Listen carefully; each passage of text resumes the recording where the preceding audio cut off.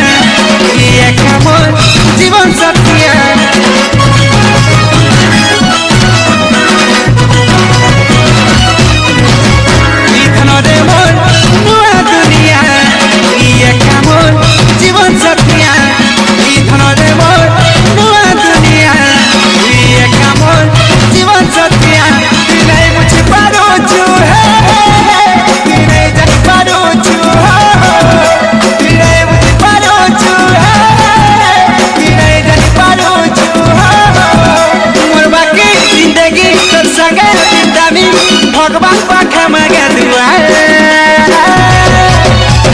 आसी बनई देलु मते धीरे धीरे साथी असम तोर चेहरा घन गले बोले मत आसी बनई देलु मते धीरे धीरे साथी असम तोर चेहरा घन गले बोले मोती।